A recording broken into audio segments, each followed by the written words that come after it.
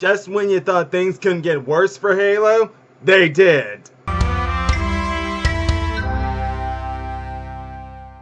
What's up, YouTubers of the world? MegaGeekMixer here to review this week's episode of Young Justice. And man, it was something, especially the ending and what's going forward for these last few episodes we got here. Because what we got, like, say, 2 more episodes for this upcoming 2 weeks, and then the final 3 episodes, I believe. I think that's 5 in total there. And man, we're off to something of a crazy finale that's already been hit off. But let's get right into the episode. So, first off, we have Black Lightning and Nightwing infiltrating Gretchen Good, aka Granny Goodness's house. And first off, let me just say that it's great to have Nightwing back, and in a speaking role nonetheless. But he still doesn't play much of a role, but even still, it's great to see him nevertheless. In any case though, they infiltrate her house, but then they disappear.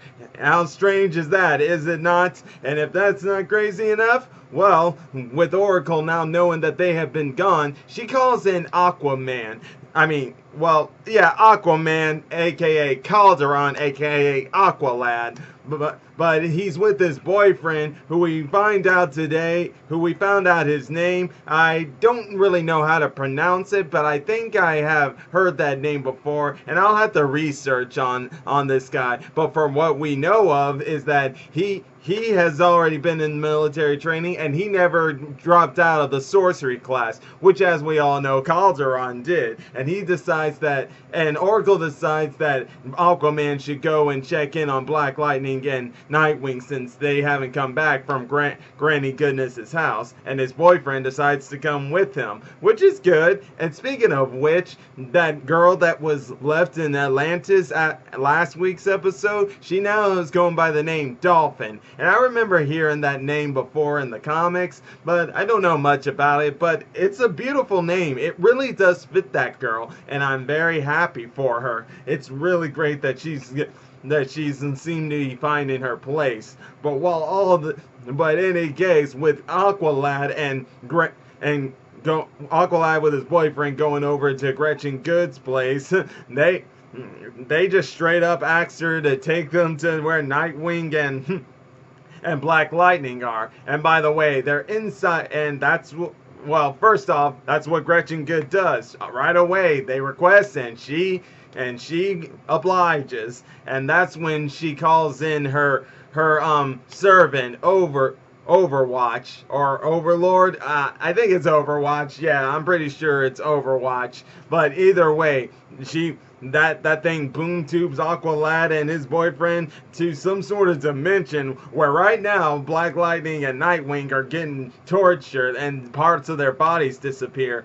And Aqualad and his boyfriend go out there to try to help them, and they start getting affected by it too, until their Atlantean and iconic skin magic is able to help them stay away from harm from whatever that is inside that dimension they're in. They save Black Lightning and Nightwing, but even though they now are back in Gretchen Good home, Gretchen Good won't let them leave because they have a mother box with them, which Nightwing had from the very beginning of the episode, left over by a Apocalyptian, or better yet, New Genesis person from last week's episode that was helping Cyborg. But since they won't give it to her, she attacks them and attacks that mother box. And this is where it leads into Halo being exposed to Granny Goodness. But before going straight into that, with Halo, as we all know, she's been told by Dr. Jace that she is going to die. Now, we don't really know if Dr. Jace is telling the truth or not, because she's been in contact with somebody over phone for the last few episodes, and we don't know if she's telling the truth or if she's telling a lie. But one thing's for certain is that we finally find out who it is she's been calling all this time. And well, let's just say Tara's not the only spy inside the team that's working for the light. Yes, now you guys know Tara. She works with Deathstroke, Well, what we find out here is that Dr. Jace is working for the Ultra Humanites. But while that is a surprise right there, what we're finding out about Tara, what we found out from last week's episode, at the end of last week's episode, she talked with Deathstroke saying that she had nothing to report, when obviously she did, about what happened to Cyborg and other stuff. But instead she lied to him. So does this mean she's having a change of heart? Maybe, maybe not. But what we do know though is that it don't look like Dr. Jace is having a change of heart. But then again, we still don't know why she's working for the Ultra Humanite. Is she being mind controlled, or is this what she's doing because she thinks it's the best way to go about it? If she does, what is wrong with you, lady? This is the light we're talking about. And if you think Ultra Humanite being a supervillain, and you think that even if you don't know he's part of the light, you think he's gonna do good, I don't know what's wrong with you, lady.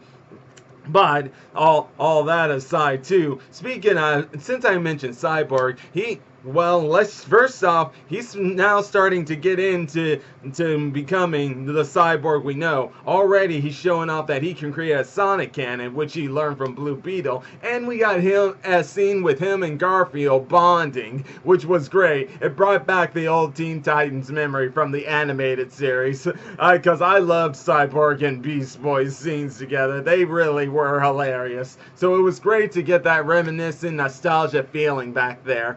But now that all that's out of the way, well, with Halo, she and Cyborg sensed that Mother Box was being attacked by Gretchen Goods in her house, so they call in a boom toot and they head over there. And when they're over there, they find out that Gretchen Good, when she took Nightwing and Black Lightning into that dimension, she was able to put them under mind control, and they started attacking Aqualad and his boyfriend. But with Halo coming in, she not only recovers the Mother Box, but she also cleanses them of the mind control. But while all that's going on, Granny Goodness is seeing this for herself.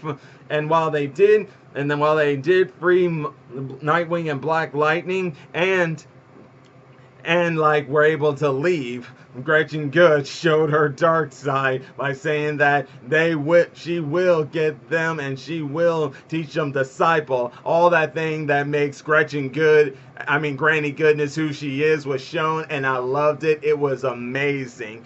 But still, this is where it all leads into what turns out to be the Young Justice Outsiders, or for that matter, the entire Young Justice series in general, the first ever post-credit scene.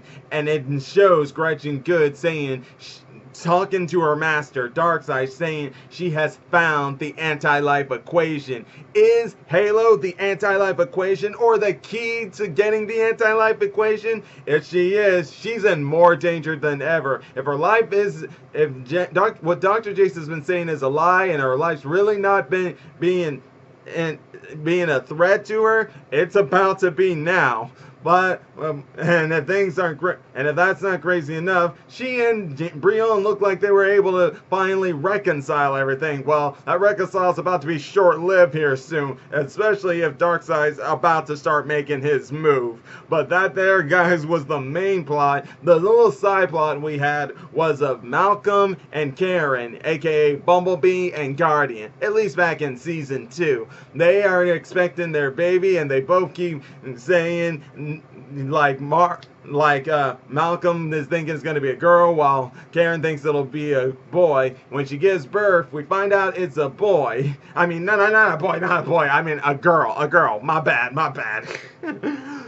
But before giving birth to her, they were testing for the metagene to see if she might have it, and then making all this other conversation. But afterwards, after giving birth to her daughter, Karen found out that she has a hole in her heart. So she went inside and fixed that hole. But she then decided to use this thing she had been making back in college, known as genomes, to alter her daughter's DNA. Now, what will that do to her in the future? Well, we don't know for certain, but it could lead into maybe their daughter becoming the next Bumblebee, but actually have metahuman powers. Probably.